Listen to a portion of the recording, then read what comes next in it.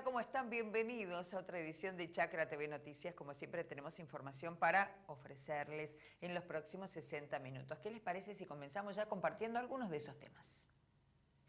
En el primer trimestre de este año, la producción de carnes bovinas fue de 716.000 toneladas peso res. Así se desprende de los datos proporcionados por la DNCCA al consorcio ABC. Se trata de un volumen similar al de 2021.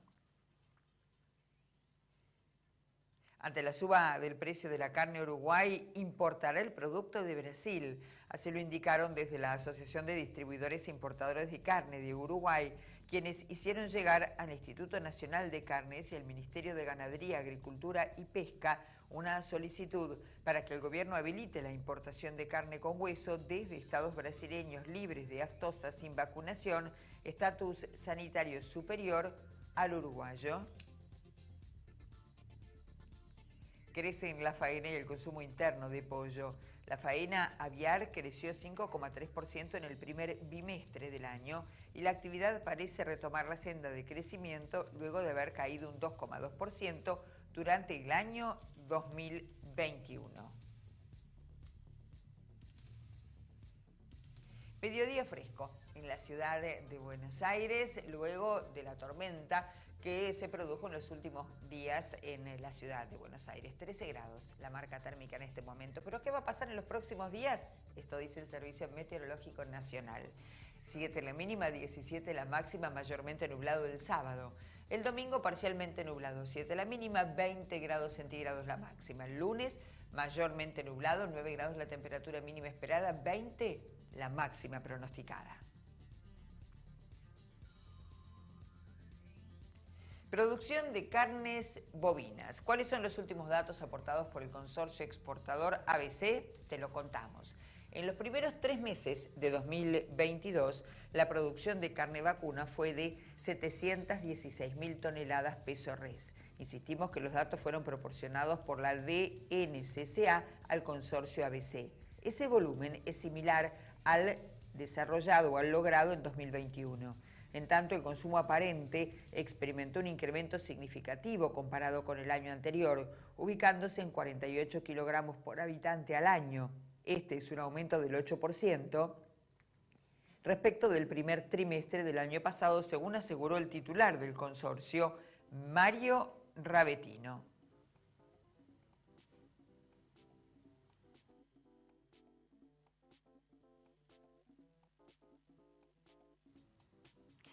Kits de apicultura y cocina fueron entregados en la localidad de San Fernando.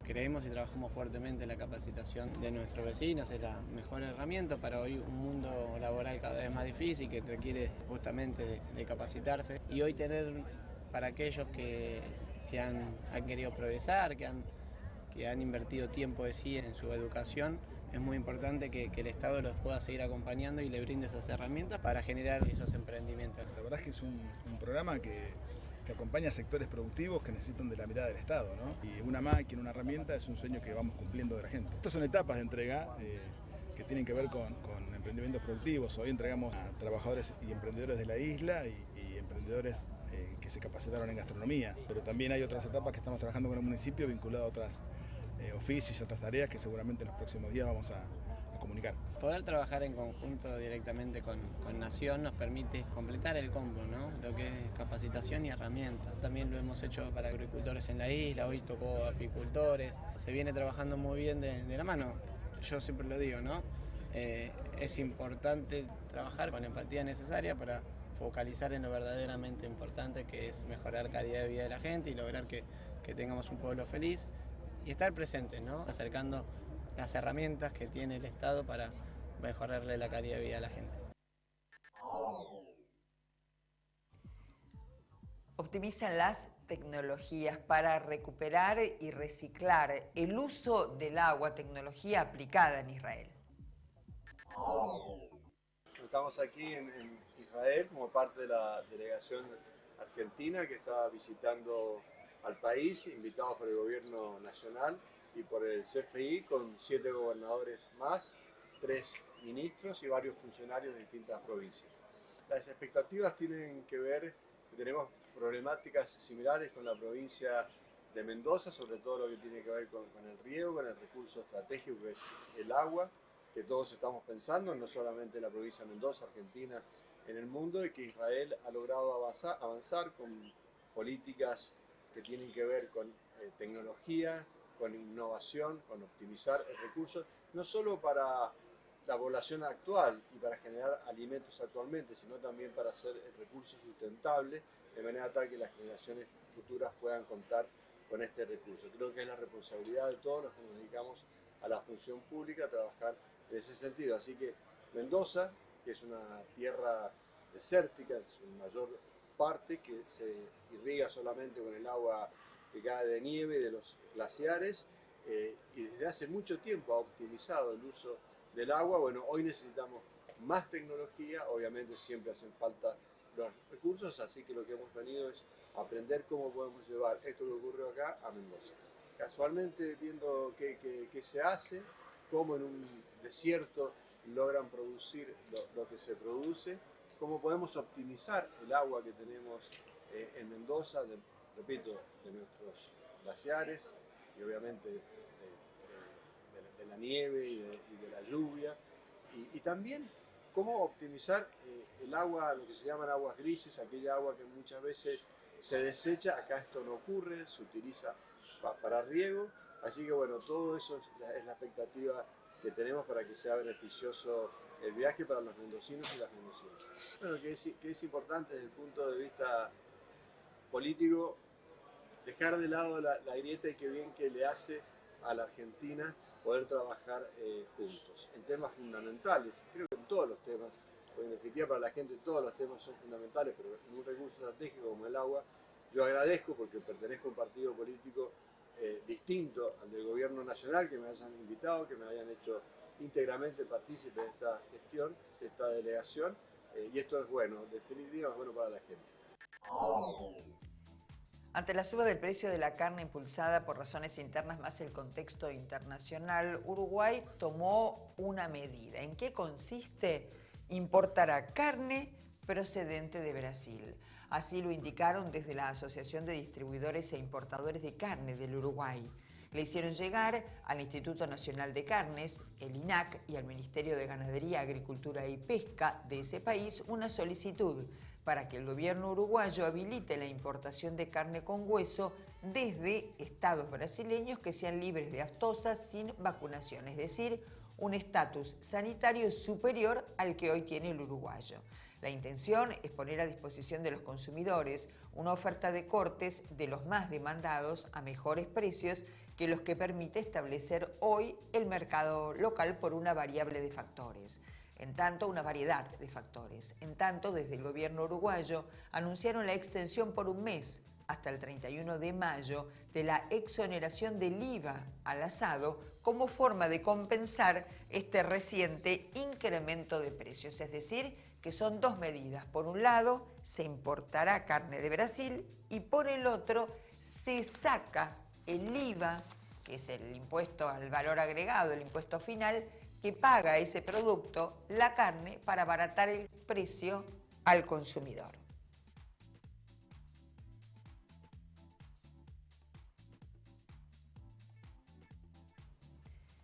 Argentina, con sus agroexportaciones, llega a 160 países. ¿Por qué es importante exportar alimentos?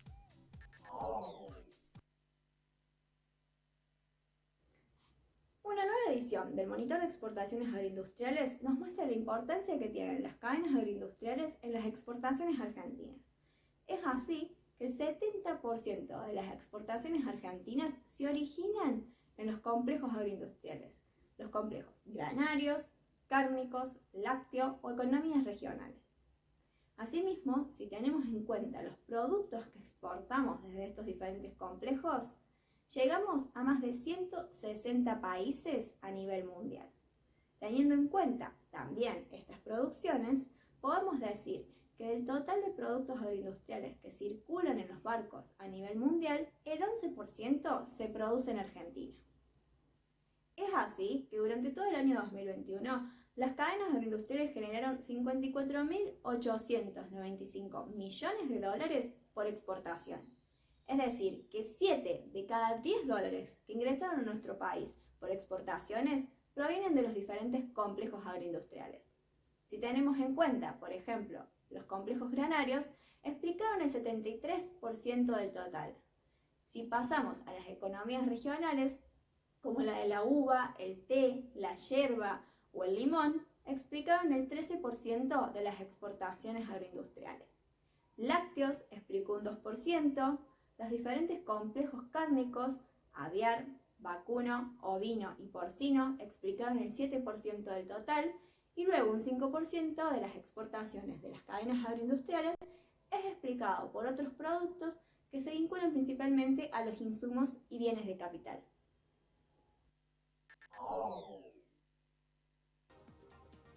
¿Cuáles son las acciones sanitarias que se desarrollan desde el SENASA en torno a la producción aviar para evitar precisamente la aparición de la influenza que afecta a esos animales?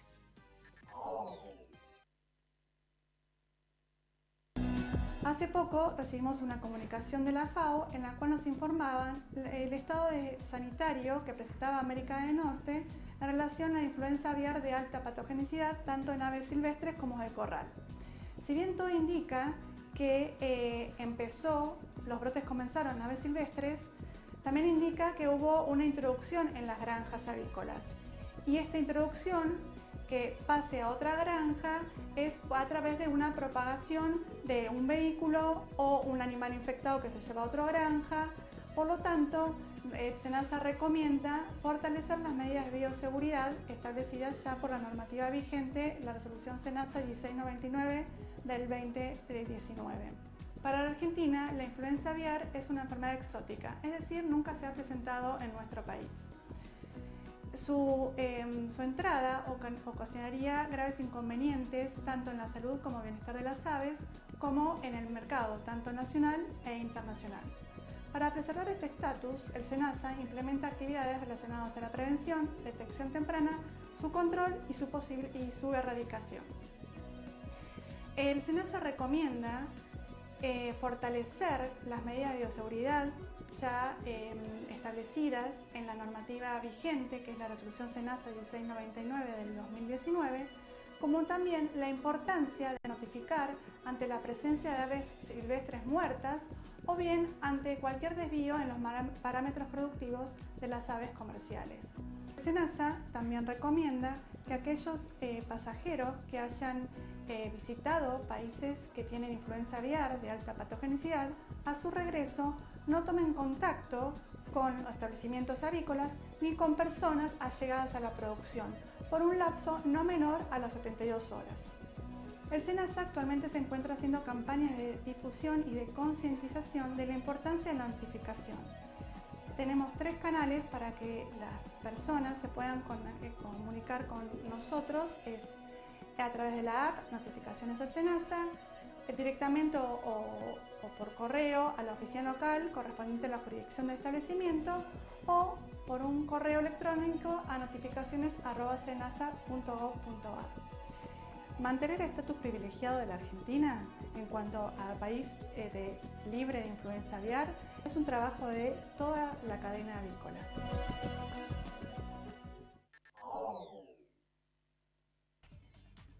Y nos vamos ahora al INTA Salta, la capital provincial, en una jornada casi lluviosa, donde la temperatura en este momento es de 14 grados y para mañana les espera un sábado con el cielo parcialmente cubierto, una mínima de 9 y una máxima de 19. Se van a referir a la técnica de la solarización de los suelos para reducir el uso de agroquímicos.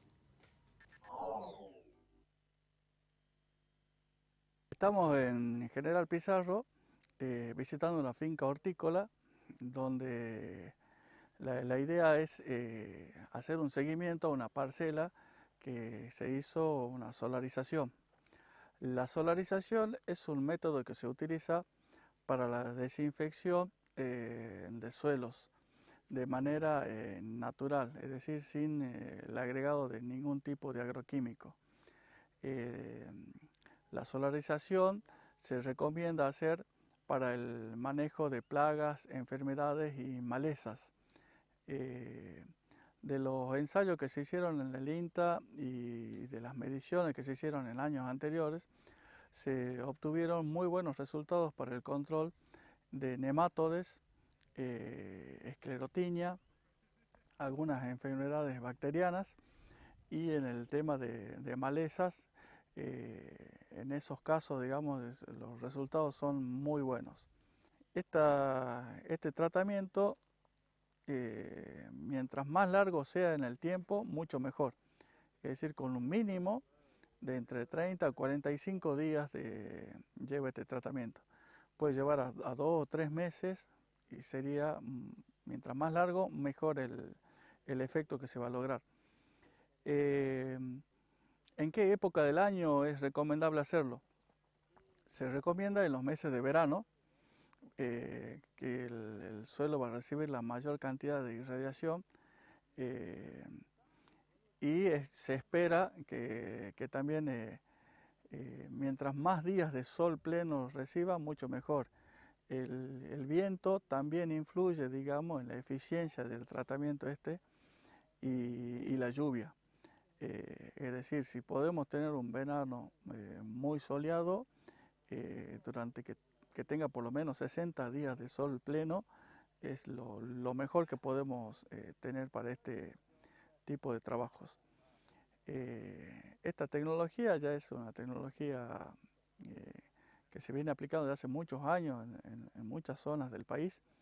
En este caso, en General Pizarro, hay varios productores que empezaron a incorporar este tipo de manejo. La incorporación de la solarización acá en la zona se vio que tuvo muy buenos resultados en el control de nemátodes y para el manejo del fusarium, que es una enfermedad que se encuentra en el suelo que afecta gravemente a la producción de tomate.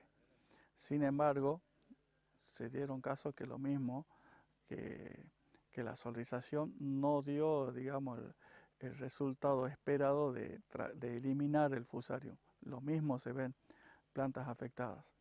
Hay otros productores que lo usan a este método para mejorar también la fertilidad del suelo, porque vieron de que luego de solarizados los cultivos vienen con un mejor desarrollo vegetativo, es decir, se la ven a las plantas más fuertes, de un mejor crecimiento, y eso se debe a que el calor y la humedad que levanta con el suelo a través de la solarización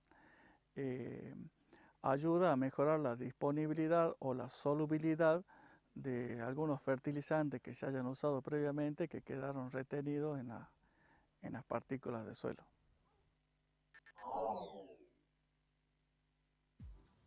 Información de actualidad que vamos a ver en revistachacra.com.ar y tiene que ver con el impuesto a la renta inesperada. Para la bolsa de cereales podría condicionar decisiones de siembra. La entidad marcó que los márgenes brutos en la cadena del trigo presentarían un retroceso del 13% en relación a la campaña previa, comportamiento que sería más atenuado en lo que respecta a la cebada. La bolsa de cereales advirtió que cambios en las reglas de juego podrían condicionar las decisiones de siembra para la próxima campaña. Marcó que los márgenes brutos en la cadena del trigo presentarían un retroceso del 13% con relación a la campaña previa.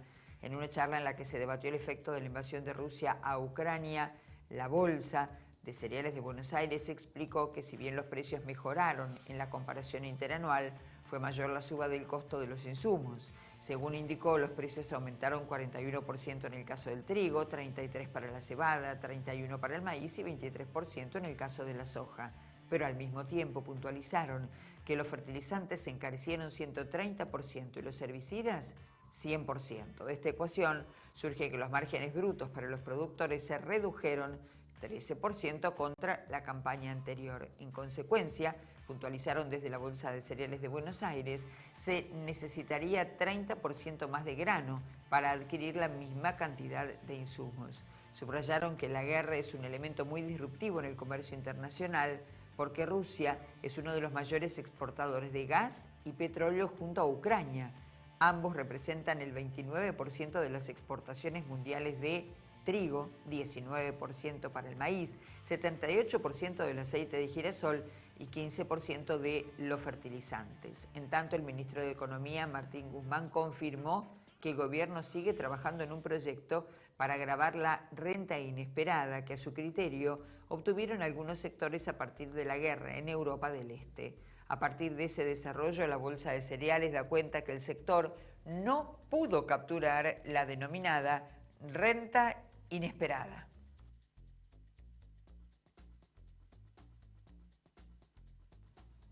Nos vamos ahora a la provincia de Corrientes y vamos a informarnos acerca de los productores que recibieron algún tipo de asistencia por lo que ocurrió allí, que tuvo que ver con la cuestión climática, con el fuego y los incendios, la emergencia agropecuaria.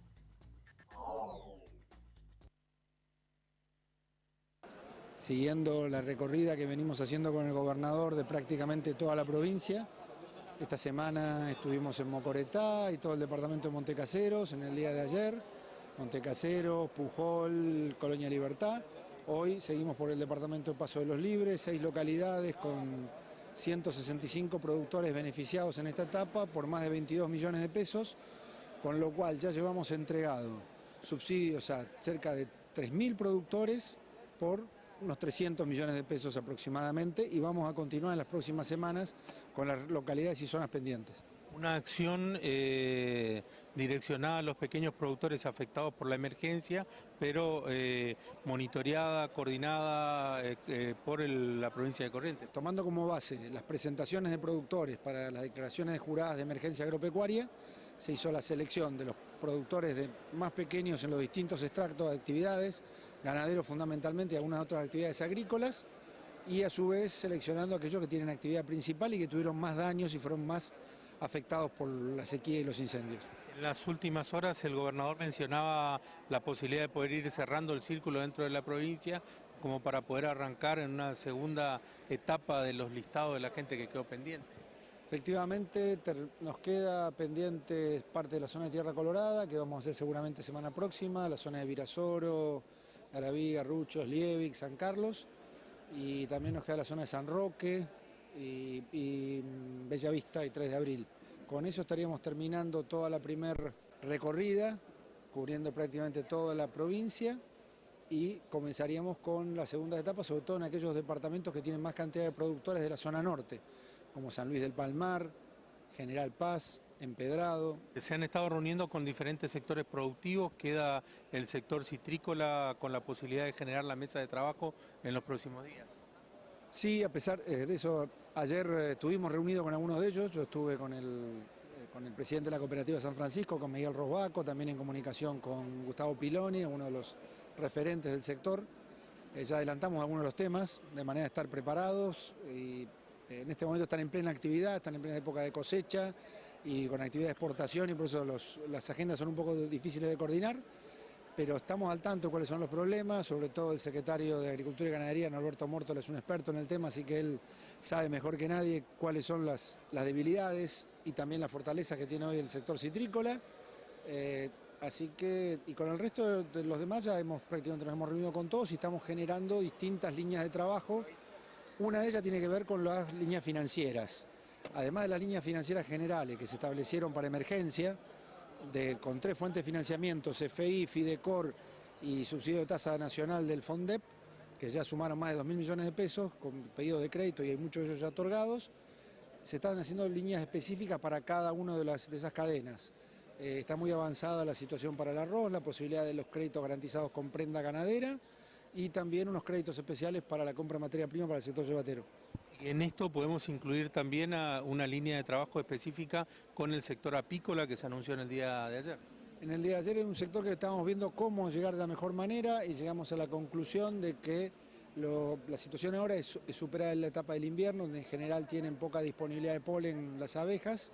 Entonces se hace una asistencia con un monto que anda en el orden de los 11 millones de pesos que apunta a eso, a que puedan seguir produciendo durante el invierno y que esperemos que llegada la primavera tengamos una mejor situación climática. Además de que algunos productores que estuvieron específicamente afectados por incendios pueden acceder a créditos.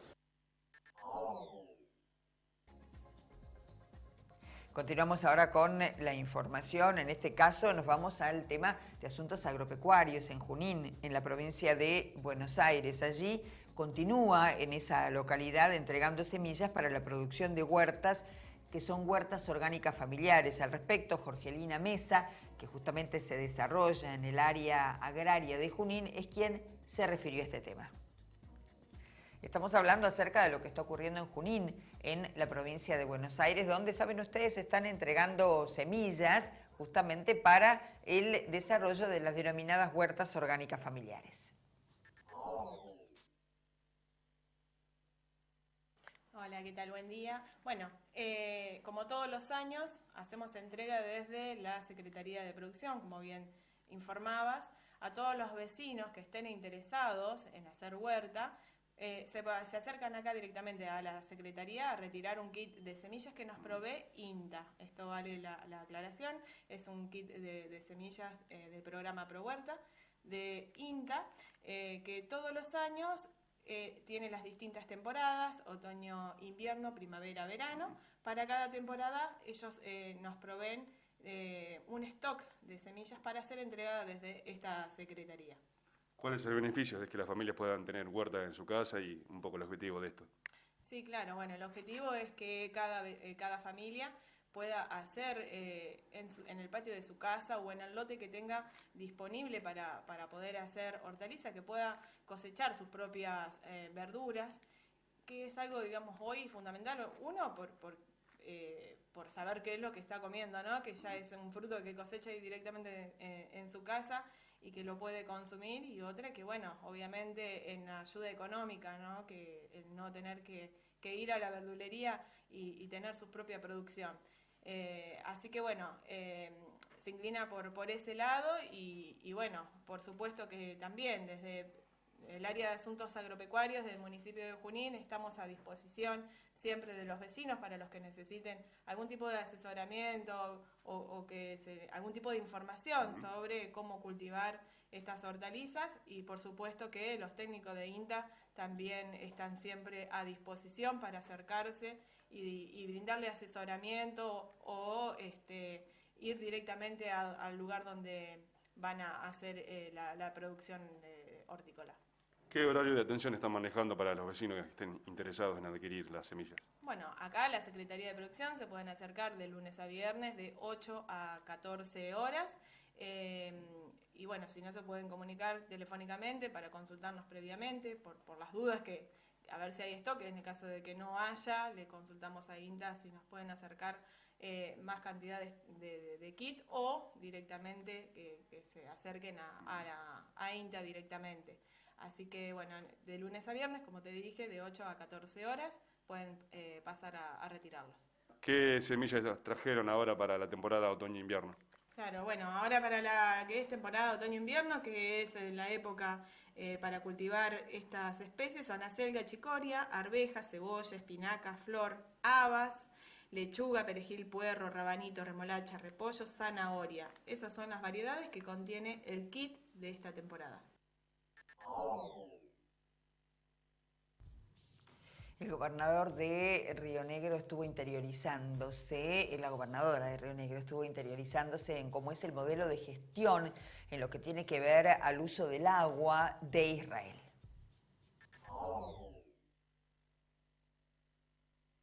Estamos en esta misión especial en Israel que ha organizado el Ministerio del Interior en conjunto con el CFI. Bueno, compartimos 8 gobernadores y parte de nuestros equipos técnicos este estudio sobre cómo fue resolviendo a lo largo de la historia Israel la problemática del agua. Nos preocupa el cambio climático, las sequías que se producen, la escasez del recurso hídrico, y estamos tomando esta experiencia y haciendo contactos para resolver este problema en casa. Desde mi provincia trajimos expectativas y una agenda de trabajo muy puntual que se refiere a cómo irrigar las zonas desérticas, cómo ampliar las zonas bajo riego para la producción, y también cómo resolver parte de la problemática que se genera a partir del proyecto de desalinización del agua de mar. Nosotros tenemos esto enfocado a la producción de hidrógeno, así que bueno, estoy tomando experiencia de lo que realiza Israel hoy en esta materia. Ya estamos volviendo con un aprendizaje importante, ¿no es cierto? Cómo se ha organizado, cómo se resuelven algunos desafíos que la Argentina todavía tiene sin resolver y además con contactos para lograr consultorías o contactos con algunas empresas que podrían brindar algunos servicios, el desarrollo del plan estratégico, bueno, una serie de aspectos que nos ahorran tiempo y un recorrido que Israel ya ha hecho. Hacemos una pausa en la información. Enseguida estamos de regreso.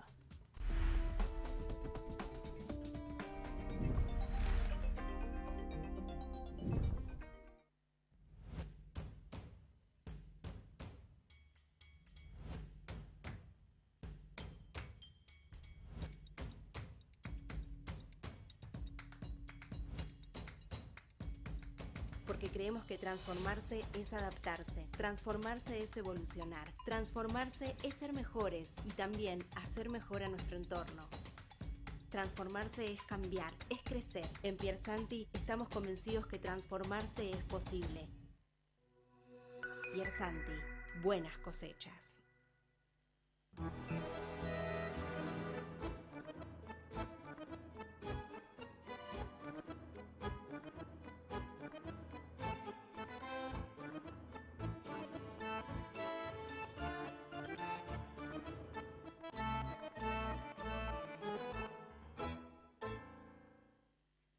Implementos agrícolas Cele. Cele, confiabilidad demostrada a campo. En todo el país se siembra con Cele. Historia y crecimiento. Investigación y desarrollo. Nuevas tecnologías. Nuestros clientes, nuestra principal prioridad. Apache, sabemos de campo. Siempre adelante. Nueva pulverizadora CIA con motor delantero Depla, equipada con sistema integrado de aplicación. El modelo que faltaba para tener la línea de pulverizadoras más completa del mercado.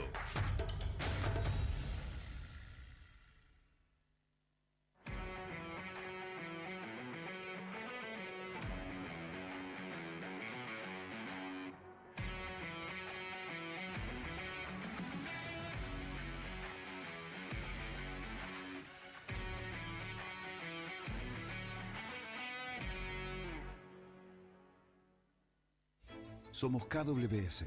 Desde 1856 trabajamos juntos, acompañándote y desarrollando los mejores híbridos para tu campo.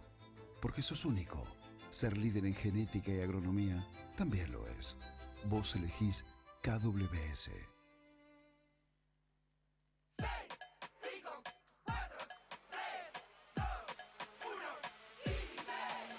Son solo 6 pasitos, Kini 6. 6, 5, 4, 3, 2, 1, Kini 6. Son solo 6 pasitos. A la suerte hay que ayudarla. Con el Kini estás a 6 pasos de tus sueños. ¿Qué esperás para cumplirlos? 6, 5, 4, 3, 2, 1, Kini 6. Tenemos más información ahora que tiene que ver con el consumo de pollo. Y en ese caso, la información lo que consigna era que crece la faena y el consumo interno de pollo. En ese sentido, la faena creció 5,3% en el primer bimestre y la actividad parece retomar la senda del crecimiento luego de haber caído 2,2% en 2021. Así lo señala un informe del Instituto de Estudios Yeral de la Fundación Mediterránea, realizado en base a datos de la Dirección de Porcinos, Aves de Granja y No Tradicionales del Ministerio de Agricultura, Ganadería y Pesca de la Nación. Según el reporte, con datos parciales en Buenos Aires, el incremento fue del 4,6%, en Córdoba del 7,5% y en Río Negro del 3,8%. El alza nacional fue inferior a esas tasas debido a que Entre Ríos se concentra con el 51% de la faena y allí hubo una contracción del 3,5%, lo mismo que en Santa Fe, donde cayó 2,6%. Por otra parte, el documento destaca que la baja en términos reales del precio del pollo al consumidor impactó positivamente en el consumo durante el segundo semestre de 2021 y que ese fenómeno continuó en el primer bimestre de 2022 con un incremento del 6,4%. En concreto, indicó el informe de Yeral que durante los últimos 12 meses la carne de pollo destinada al mercado interno aumentó 32%, de manera que en términos reales se abarató 10% contra la suba del nivel general de precios.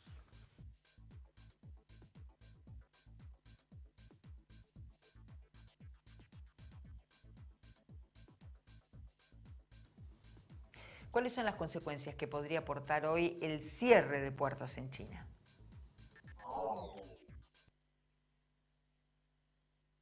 El cierre del puerto de Shanghái, uno de los más importantes del comercio internacional, genera preocupación a nivel local, ya que podría impactar en los costos de insumos usados en la producción, tras la disposición del gobierno de China del confinamiento en la ciudad para intentar contener los casos del COVID-19. Según los datos del 2021, puerto de Shanghái representó el 17% del movimiento de contenedores en ese país y el 27% de los envíos realizados por China. El mismo es considerado uno de los más importantes para el comercio internacional. Ante esta situación, el titular de la Unión de Gremios de la Producción, Héctor Cristaldo, afirmó que el cierre del puerto de China podría impactar en los costos de insumos usados en la producción. Sobre el punto, recalcó que puede faltar un 30% del abono, y eso representa casi 1 millón de hectáreas sin este insumo en Paraguay. Añadió que hay preocupación. Este problema no está en la agenda. Unos 21 millones de toneladas de potasio están entre Bielorrusia y Rusia y esto está bloqueado, expresó. Cristaldo consideró que el panorama es grave y lamentó que la clase política priorice las campañas electorales. Así también, el representante del gremio mencionó que en diciembre pasado, el sector productivo planteó al Banco Central del Paraguay una refinanciación a largo plazo para con los bancos, por lo que la banca matriz dispuso flexibilizar las tasas de interés y eso trajo un poco de tranquilidad a los productores. Afirmó además que la situación impacta en toda la cadena productiva y también a las industrias. Hace poco no se podía cubrir la demanda de huevos en los mercados, disminuyó el stock porque no había maíz, no había cómo alimentar a las gallinas. Lo mismo con la carne y la leche. Toda la mala producción de granos tiene efectos en la cadena de alimentos, expresó. Vale la pena mencionar que la semana pasada desde el Centro de Armadores Fluviales y Marítimos, CAFIM, expresaron su preocupación ante el efecto que tendrá sobre el país en el suministro de productos provenientes de ese destino. Agroclima, la interacción del tiempo con la producción agropecuaria, ¿qué es lo que dice para los próximos meses?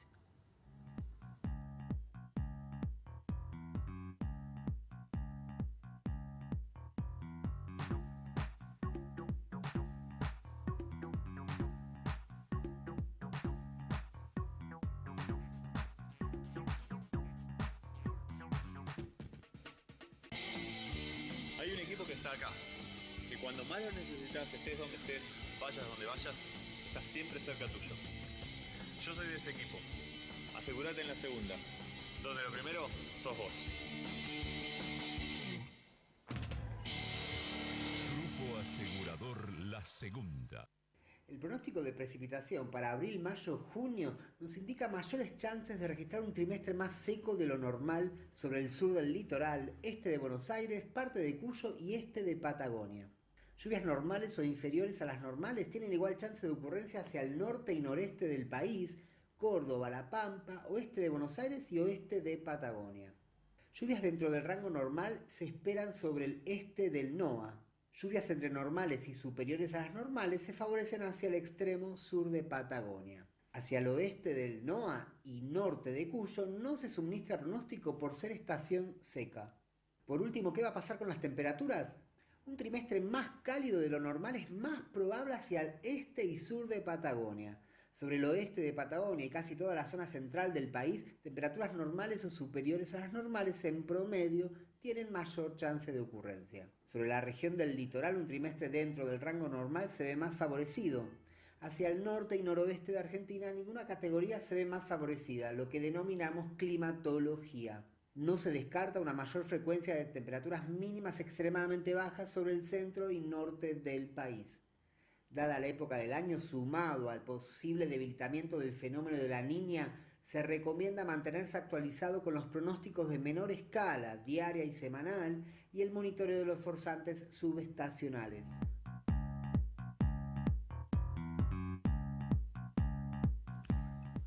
La cosecha de soja alcanzó casi la mitad del área sembrada. En agritotal.com ustedes pueden tener el detalle del reporte que da cuenta de ello.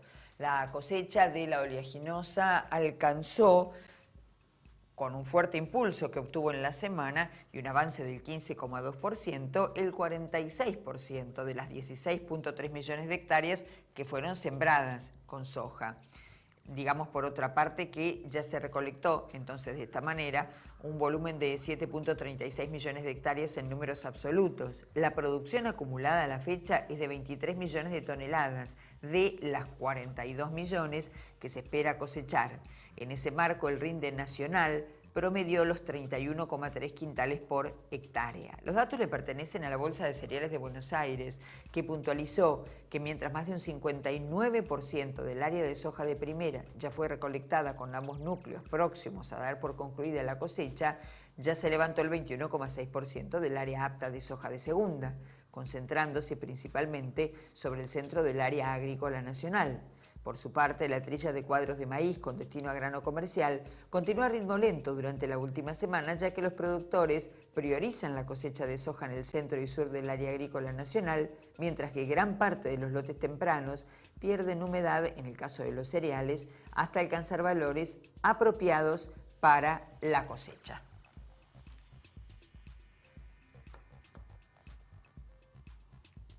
¿Recuerdan ustedes que compartimos un informe especial sobre el inicio de las acciones bélicas en Ucrania tras la invasión rusa, que daban cuenta acerca de que el precio del café iría incrementándose con el devenir de los días por distintos factores? Pero uno de ellos tenía que ver con cuestiones externas, no relacionadas con volúmenes de producción en los principales países proveedores de café. Fíjense ustedes cómo sigue el tema. El precio cada vez más caro en Latinoamérica.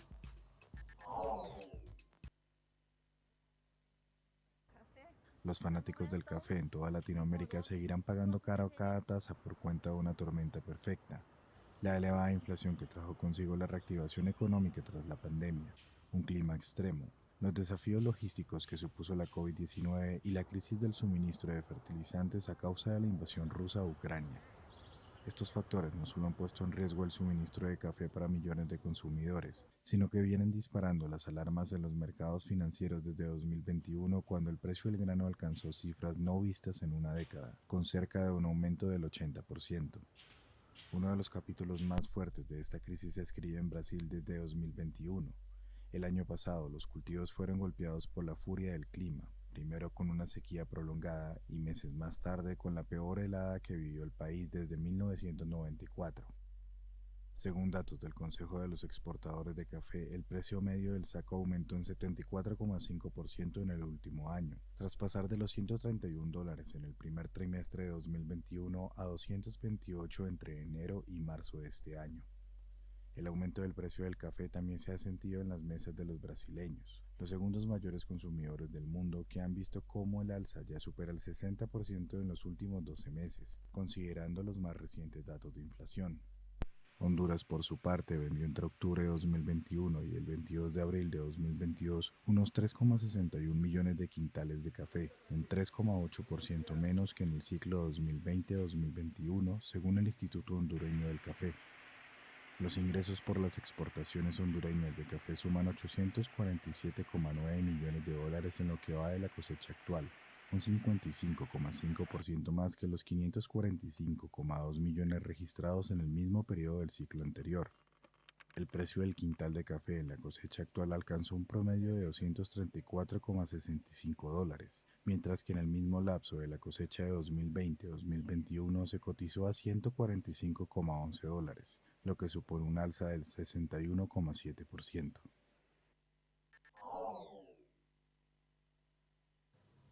El SENAVE, que es el máximo organismo sanitario vegetal de Paraguay, dio una alerta que tiene que ver con la aparición o con una nueva aparición de la roya de la soja.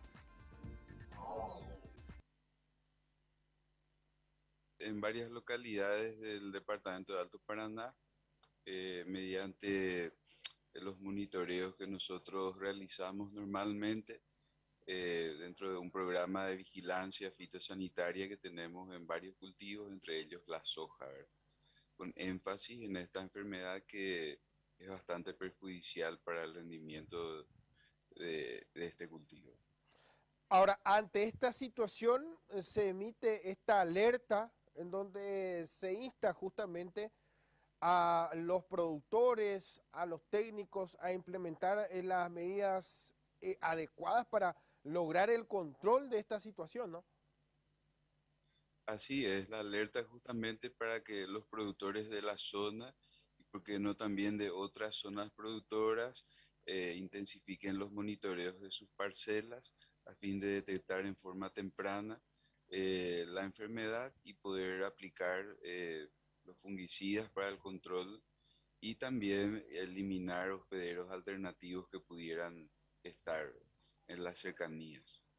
Ahora, cuando hablamos de prevención, ¿cuáles son los métodos, cuáles son las aplicaciones preventivas ante este tipo de situaciones? Porque hablamos de algo que por sobre todo genera importantes pérdidas y afecta a grandes, digamos, parcelas en lo que hace al área de cultivo también. Bueno, esta es una enfermedad que depende principalmente, o sea, su incidencia, su aparición depende principalmente de las condiciones climáticas, ¿verdad? En este caso, estábamos teniendo hasta la semana pasada, y probablemente esta también, condiciones climáticas favorables para el desarrollo de la enfermedad. Entonces, es muy importante hacer la detección precoz de la enfermedad y el control, el único control existente actualmente es a través de la aplicación de fungicidas, ya que la enfermedad es causada por un hongo. Ahora bien, cuando hablamos de detención temprana, debemos hablar también de lo que deberían de tener en cuenta y nos imaginamos los técnicos que dan seguimiento y los productores también que sabemos colaboran de manera directa en atención a esto, en la detención. ¿Existen algunos puntos específicos antes de que ya aparezca el hongo en donde uno pueda, digamos, reaccionar de manera inmediata? Bueno, la enfermedad se manifiesta con unos pequeños puntos en el envés de las hojas, o sea, en la parte de abajo, así como también en la parte superior, ¿verdad? Pero normalmente inicia en la parte inferior de las hojas y ese es el momento en el cual ya el productor tiene que tomar las medidas necesarias para evitar que la enfermedad siga desarrollándose y influir negativamente en la producción. También es importante mencionar que nosotros tenemos implementado desde hace varios años un mecanismo que también ayuda a evitar que la enfermedad cause graves daños en los cultivos, que se llama pausa fitosanitaria, que se aplica normalmente a partir del 1 de junio por 90 días, a fin de que en campo no haya cultivos de soja u otras plantas hospederas que puedan servir de reservorio del hongo o de fuente de inóculo, como se dice técnicamente, ¿verdad? Para que después afecten los cultivos de la próxima zafra. Entonces, ese es un mecanismo también que ayuda bastante en la prevención de una alta incidencia de la enfermedad. Ahora, hablando siempre de prevención, existe una particularidad aquí en nuestro país en lo que hace a la temperatura, y más aún en la zona de Alto Paraná. Cuando hablamos de otoño e invierno, hablamos de bajas temperaturas en la mañana, en las primeras horas. Ya en el transcurrir de las horas, llegando al mediodía, la temperatura, sabemos, aumenta, y luego ya al caer la tarde desciende nuevamente. Esto también tiene mucho que ver cuando hablamos de las condiciones para que justamente aparezca o se disemine esta roya, sumado al viento y en atención también al horario en donde se deberían de realizar estas pulverizaciones. Sí, una cosa es, vamos a decir, la forma de diseminación de la enfermedad y otra cosa son las condiciones ambientales favorables, ¿verdad? Esta enfermedad se desarrolla en una temperatura de entre 18 y 26 grados centígrados. Es la temperatura promedio que facilita el desarrollo de la enfermedad acompañado de alta humedad, ¿verdad? La presencia de agua sobre las superficies de las hojas también es un factor que favorece que el hongo pueda infectar los tejidos de las hojas. Entonces, es un conjunto de condiciones y el hongo se transmite fácilmente por las corrientes de aire. Entonces, por eso es que debemos evitar que haya soja en campo previamente a la próxima zafra, ¿verdad? Por eso se aplica la pausa fitosanitaria. Ahora, en el caso específico de esta alerta, estamos hablando de qué tipo de roya. ¿Existen, digamos, algunas que son más agresivas, por decirlo de cierta forma? ¿Y de qué tipo de roya estamos hablando? Y nos imaginamos que los productores también han de estar atentos justamente a esto. En este caso estamos hablando específicamente de la roya asiática de la soja, que es una enfermedad que se detectó por primera vez en nuestro país hace ya más de 20 años. Entonces, también los productores ya tienen experiencia en el manejo de esta enfermedad.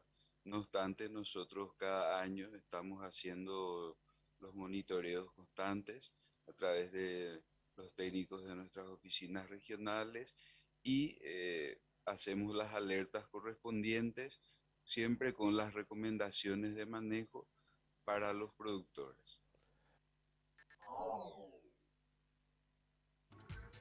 Y nos vamos ahora al norte una vez más, concretamente a la provincia de Salta. Allí tenemos el reporte de Milagro Patrón Costas, es la secretaria de Desarrollo Agropecuario de la provincia. Se refirió al proyecto de estrategia para agregar valor a la producción y promover el consumo de legumbres.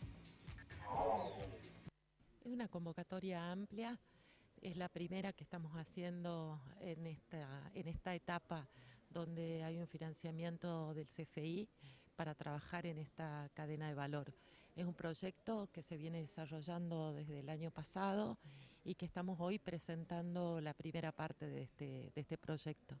Entendemos nosotros que la producción de legumbres en la provincia es de una trascendencia muy importante. De hecho, la provincia de Salta es la principal productora de legumbres a nivel país. Así que esto demuestra la importancia que tiene.